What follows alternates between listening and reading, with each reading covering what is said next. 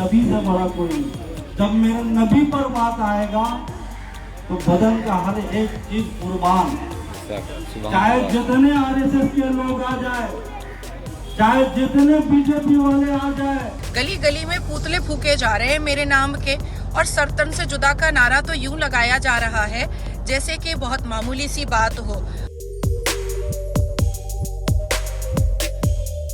बीते रोज यती नरसिंहानंद ने पैगंबर मोहम्मद साहब के बारे में एक बयान दिया था। बीजेपी नेता और सुप्रीम कोर्ट की वकील नाजिया इलाही खान और स्वामी रामगिरी भी मुखर तौर पर उनके समर्थन में आए। उत्तर प्रदेश के अलग अलग जिलों समेत कई राज्यों में उनका विरोध तो हुआ, पर सीएम योगी आदित्यनाथ की सख्त कानून व्यवस्था और बुलडोजर कार्रवाई के डर से कट्टरपंथी किसी बड़ी घटना को अंजाम नहीं दे पाए। पर ममता बनर्जी के बंगाल में आलम जुदा है। यहां अराजकता कुछ यूं हावी है कि महिलाओं के खिलाफ अन्याय की आवाज जो उठाने की हिमाकत करता है, उसका सिर तन से जुदा करने की सरेआम कस्में खिलाई जाती हैं। लेकिन बंगाल सरकार चुप, सीएम ममता बनर्जी चुप और उनके इशारे पर चलने वाला समूचा लॉ एंड ऑर्डर चुप। बोलेंगे भी कैसे? सरेआम ये अराजकता सीएम ममता बनर्जी के खासम खास फिरहाद हकीम के इशारे पर हो रही है। फिरहाद हकीम ममता कैबिनेट में मंत्री भी है, साथ ही उसे मेयर पद भी हासिल है। और ये जो शख्स सरेआम सर तन से जुदा की नारेबाजी कर रहा है, वो सीएम ममता बनर्जी के इसी मंत्री फिरहाद हकीम का पीए है।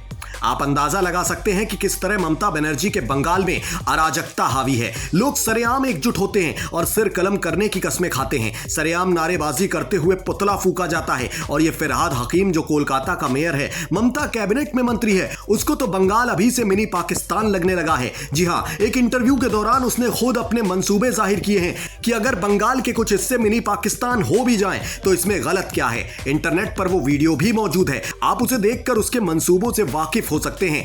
दरअसल जिस नाजिया इलाही खान को सिर कलम करने की धमकी दी जा रही है, वो नाजिया इलाही खान बंगाल की ही रहने वाली हैं और अलग अलग न्यूज चैनल पर वो इस्लामी कट्टरपंथ के खिलाफ आवाज उठाती रही हैं। इसलिए वो कई बार ये गुहार लगा चुकी हैं कि बंगाल में उन्हें जान का खतरा है। उनका ज्यादा वक्त बंगाल में ही बीतता है। उनको अलग अलग जरियों से सिर कलम करने की लगातार धमकी भी दी जा चुकी है। बीते रोज एक मामले की कोर्ट में सुनवाई के दौरान सैकड़ों कट्टरपंथियों ने उनको घेर कर उनकी जान लेने की कोशिश भी की। मॉब लिंचिंग के हालात बन रहे थे, बामुश्किल वो वहां से सुरक्षित निकल पाई। लेकिन सीएम ममता की पुलिस और समूची ममता सरकार बस मूक दर्शक बनी हुई है।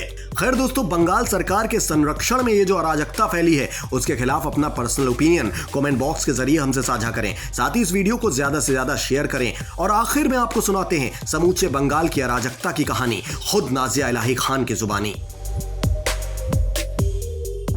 बंगाल के मुसलमान बलात्कारी मोहम्मद अवैस और मोहम्मद खैबर की मैंने फांसी की सजा की डिमांड क्या कर दी मुख्यमंत्री ममता बनर्जी साहिबा से कि उन्होंने तो अपने सबसे बड़े मुसलमान और लाडले मंत्री फरहाद हकीम को मेरे पीछे ही लगा दिया।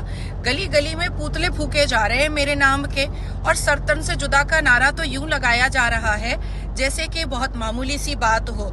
आज देश और दुनिया जानता है कि किस तरह से नुपुर शर्मा के मैटर में कन्हैया का गला रेता गया था। क्या अब दूसरी बारी मेरी है? क्या ममता बनर्जी अपने फरहाद हकीम के जरिया ये करवा करके ही सांस लेंगी? हजारों एफआईआर हो गए हैं, लॉ एंड ऑर्डर अपनी तरीके से काम कर रहा है, कोर्ट मुझे अगर बेल दे रहा है उस पर भी आपत्ति है, अगर मैं सुरक्षा मांग रही हूँ उस पर भी आपत्ति है, अगर मैं सुरक्षित रहना चाहती हूँ उस पर भी आपत्ति है। आखिर चाहता क्या है ये पश्चिम बंगाल का मुसलमान? मुझे पूरी उम्मीद है और मैं पूरी जिम्मेदारी से ये बताना चाहती हूँ अपने सभी लोगों को कि कहीं ना कहीं बांग्लादेश और पाकिस्तान की फंडिंग पर पश्चिम बंगाल के मुसलमान जो घुसपैठिया बांग्लादेशी मुसलमान हैं, वो फरहाद हकीम के नेतृत्व में ये सर तन से जुदा का नारा मेरे खिलाफ लगाए चले जा रहे हैं। ना लॉ एंड ऑर्डर पर भरोसा है पश्चिम बंगाल के मुसलमानों को और ना ही अल्लाह पर। अगर अल्लाह पर भरोसा होता या लॉ एंड ऑर्डर पर भरोसा होता तो इस तरह से पुतले ना फूके जाते और सर तन से जुदा का नारा ना लगता।